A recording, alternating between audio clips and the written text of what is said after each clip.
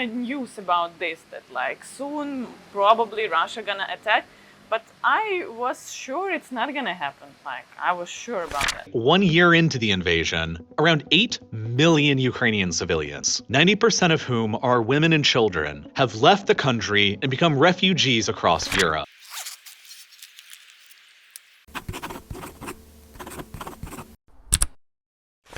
I was born and raised and lived my whole life in Ukraine, in Kiev.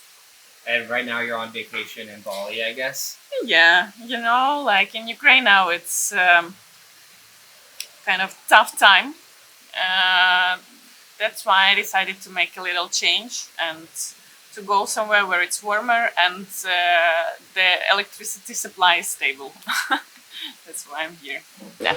Do you remember how you found out that a war was starting? Yes, I do remember. I woke up around 7 in the morning.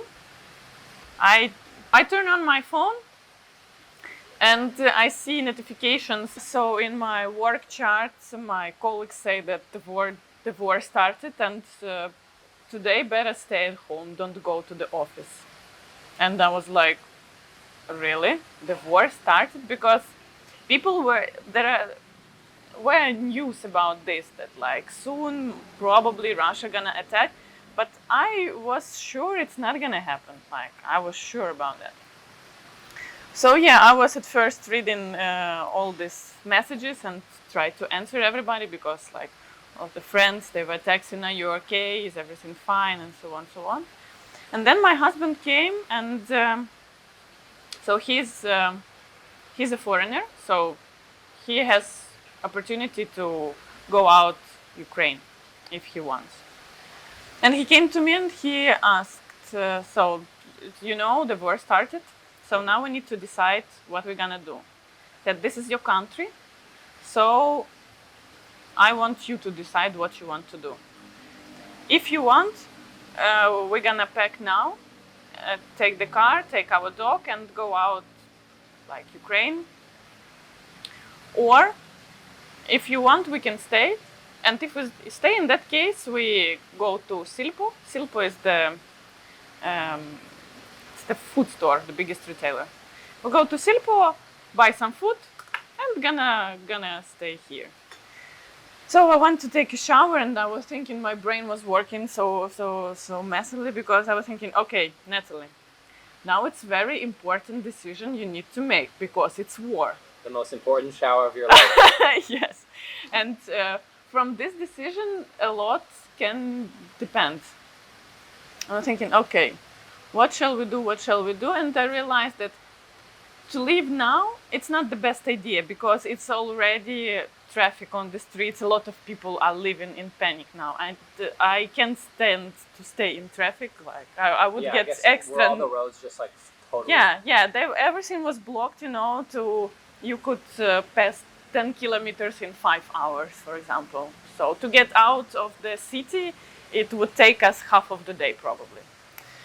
So I came to the point that no, we're not gonna leave, at least now. We're gonna stay. So after the shower, I came out and said, okay, let's go to Silpo and buy some food. So we went there. At that moment, it was okay. We bought like some bread, some like porridges, some fruits, avocados, and so on, and came back home. And then we went for a walk. We went to the building of the Cabinet of Ministry of Ukraine. Our Verkhovna Rada is the main legislative branch. So we had a walk. It was weird because the city was completely empty. And for example, near some offices, some military guys, some securities, they were burning some documents and papers. It looked so awkward, like what? What's going on? And so we returned back home, and then we decided that we're gonna stay in Kiev. So we opened the bottle of Prosecco and invited some friends who also decided to stay in Kiev. And that's how was the first day of war was like this. I don't regret that we stayed in Ukraine. I have zero regrets that we stayed in Ukraine. On contrary, I think it's a kind of one in a lifetime experience. Of course, it's not the best experience to have war in your country, But it's life. It's real. yeah. And when you can see how is it going, because, for example, those people who are somewhere abroad and they read in the news that where some missile attacks or something happened, they are in so panic, when something's happening in Kiev. I get thousands of messages from all the friends that are abroad that, are you okay? Are you safe? Everything is good or not? I said, guys, everything is okay. It was like several missiles. They fell down somewhere far away from my house. Even if there were 2 times when the missiles came like 2 kilometers from my house. Yes, it was a little bit loud, like boom. Yeah. But this is it. No, I understand. Okay, my house is standing. Everything around is like it's okay. Are the missiles aimed at like houses? I don't think so. But at first, at the beginning, for sure not. They were mostly shooting like military infrastructure. Now they shoot also some residential areas, but I don't know. I'm not sure whether it's really their target or not. But now the main target is our electric stations, because now now in Ukraine it's winter. So yesterday I checked the weather in Kiev. It's -7 and it's snow. So when you don't have electricity and you don't have heating, you feel it on your skin very fast. Yeah. And even in your own house. Yeah. Only if you live in for example, my parents, they live in a private house and they have heating from gas and they have a generator. So now they're like secured. But in most of the residential areas, if you have multi-store building, it's really much more difficult to heat yourself. During the summer, it was absolutely okay. Everything was working. Of course, we have this commandant hour. So the commandant hour is from 11 p.m. till 5 a.m. But in general, it's okay. Even some clubs were working, making parties till like 10 p.m. So it's fine. You can come, have a drink, have some dance, and then go to bed till 11. For me it was perfect. But when the autumn started in October, Russian militaries, they started to bomb our cities massively, and that's why now we have this all electricity restrictions, and it makes the life much more tough. But what I can say about the mood in the society, so now people, I think they want to show that you're not gonna get us, we're stronger than this. You think that you're gonna turn off the electricity and we're gonna surrender or what? No way. Like we're gonna deal with this. So that's why people buy generators, or if they have opportunity to move somewhere to the village, I don't know, or to the place where you can heat your building, your apartment, your house by wood or gas, they prefer to make this. But city keeps on living. Even now during the war, new places are opened in Kiev. It's I don't know. It's crazy people probably, But some new cafes, new coffee places, new restaurants are opened, and life still goes on. This is the main. That's amazing. So we're in, by the way, probably like 7 more minutes in the drawing. Mm-hmm. You're doing great, by the way. Yeah, thank you. I'm enjoying the conversation. So we're in Bali right now, Yeah. and there's many Russians here. Yes. For the same reason that you're here in a way. Yeah. Kind of. Yes. Some of them, yes. So what's it like if you were to meet one or talk to them or? When I was in hotel where I stay, there are I think 3 or 4 families. They're Russian, but they are with little kids, little babies. So how can you look at these people and think, oh, like you're motherfuckers? Like some of them came here for vacation. Some moved for a long-term period. So not. And also, I think the ones who are here is not the same Russians as the ones who are excited to fight. Yes. If they're here because they're not excited Yes, to fight. exactly. So, They don't want to go. I also understand, like, for example, in Ukraine, there are really some people who want to fight. Who like not some, but a lot of people really go voluntarily to the war. But I understand us. I understand those Ukrainians. But for Russians to go to another country to fight for what? It's like it's our territory. why do you think they're invading? Why do I think they're invading? Because And this is just your opinion. yeah, that's my opinion. I think because it's the because Putin and his guys, they see that Ukraine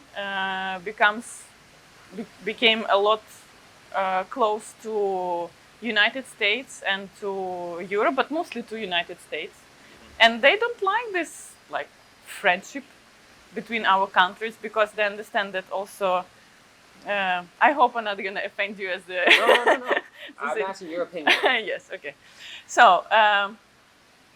I'm not here to. I'm here to listen.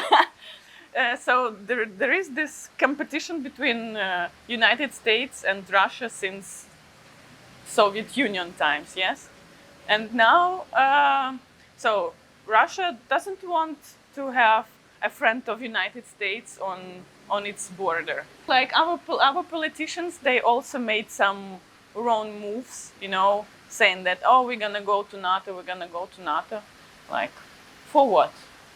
Just to piss off Russians, to say, hey guys, we're here, be afraid of us. I think like probably they were ensured that don't worry, we're gonna take care about you, we're gonna protect you, we're gonna give you the weapon, we're gonna give you everything, don't worry about Russians, they're not gonna attack. But they attacked, and what now? Now our men and women and children, they're dying. Russians decided to show their strengths, to show that, hey guys, we are the biggest country in the world and we have some potential also, and we have also China that supports us, and also some other countries. Like we have, I don't know, unfortunately, nobody says how big are our losses. We only count how many Russians were killed, Yeah. But again, it's war, so people are dying from both sides. And the main is like the war destroys it destroys everything, to be honest. It destroys everything, like the life that you had before. I don't know when it's gonna be possible again and whether it's gonna be possible again. Is that hard for you? Yes, it's hard. I understand that, like, if compare my life with the life of the most Ukrainians, I don't have a right to complain at all. I'm sitting here on Bali. But anyway, I also feel that my life changed because for me, what I lost is the people that I had in my life, because most of them, they just now are all in different countries all over the world or in different cities. So for example, I didn't have a lot of friends, but those several people, they were really close to my heart, and but now, for example, one my friend is in Thai, another in Berlin, somebody moved out of Kiev, somebody and so on, and this what I miss the most actually, because you can still have your life, you can travel, but for example, I'm thinking how we're gonna celebrate New Year. Now it's impossible even to have a party all together, because everyone is even on different parts of the world. So it's tough. Thank you so much for sharing your story. Thank you. Thank you. Here, I'm gonna show you your drawing now. I hope you like it. Wow. Cool. Thank you. I watched almost all your videos in your Instagram. I have a favorite one. Which one? you made this portrait of a girl, showed her, and she said, "Oh, this one is better than the previous."